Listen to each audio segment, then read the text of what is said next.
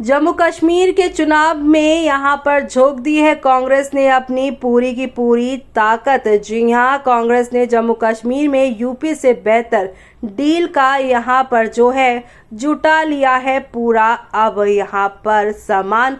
चलिए जानेंगे खबर विस्तार से। तब तक आप हमारे चैनल टीसी न्यूज चैनल को लाइक एंड सब्सक्राइब करना ना भूलें।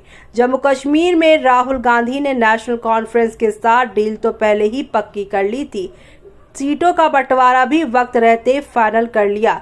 जब राहुल गांधी मल्लिकार्जुन खड़गे को लेकर श्रीनगर पहुंचे तभी से ऐसे रुझान आने लगे थे जिसे रफ्तार से जम्मू कश्मीर ने नेशनल कांग्रेस के साथ सारी बातें शेयर कर दी हैं और समय रहते तय हुई हैं। अगर लोकसभा चुनाव में भी राहुल गांधी और अखिलेश यादव उत्तर प्रदेश में ऐसे नतीजे पर पहुंच गए होते तो थोड़े बेहतर नतीजे आ सकते थे, बल्कि वक्त रहते इंडिया गठबंधन की डील पक्की हो गई होती तो और लोकसभा चुनाव में पीडीए के मुकाबले सीटों में फासला भी कम हो सकता था।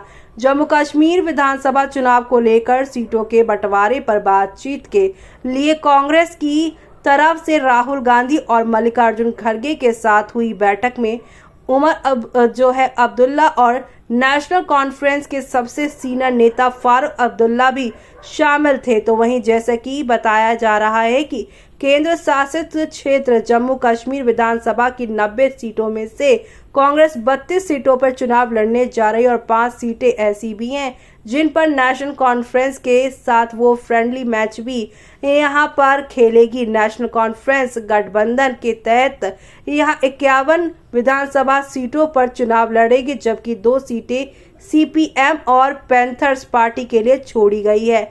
नेशनल कॉन्फ्रेंस अध्यक्ष फारूक अब्दुल्ला के मुताबिक यहां पर एकता के सिद्धांतों को कायम रखने के लिए ही दोनों दलों में आम सहमति बनी है। नेशनल कॉन्फ्रेंस के साथ साथ कांग्रेस नेताओं की तरफ से ये समझने की कोशिश हो रही है कि सहमति सिर्फ बड़े नेताओं के बातचीत तक ही सीमित नहीं है, बल्कि जम्मू कश्मीर के हर निर्वाचन क्षेत्र पर पूरी बातचीत के बाद ही आम सहमति बनी है। और बताते हैं कि ये सब कांग्रेस महासचिव केसी वेणुगोपाल और सलमान खुर्शीद की स्थानीय नेताओं के साथ फारूक अब्दुल्ला के गुप्कार निवास पर काफी लंबी बातचीत के बाद ही अंतिम रूप ले पाया है।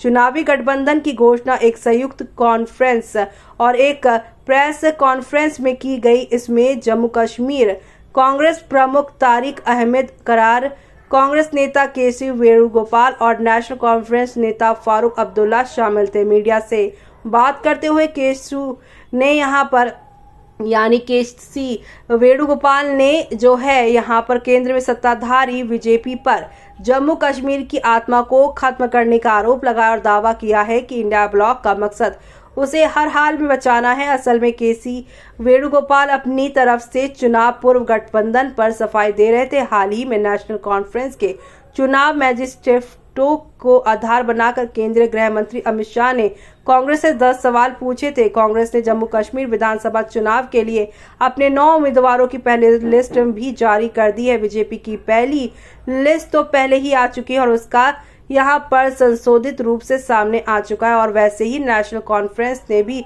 अपनी पहली सूची जारी कर दी है जिसमें 18 उम्मीदवार के नाम शामिल है। ऐसे में अब आपका क्या कहना है, हमें कमेंट बॉक्स में कमेंट करके बताना बिल्कुल भी ना भूलें आप।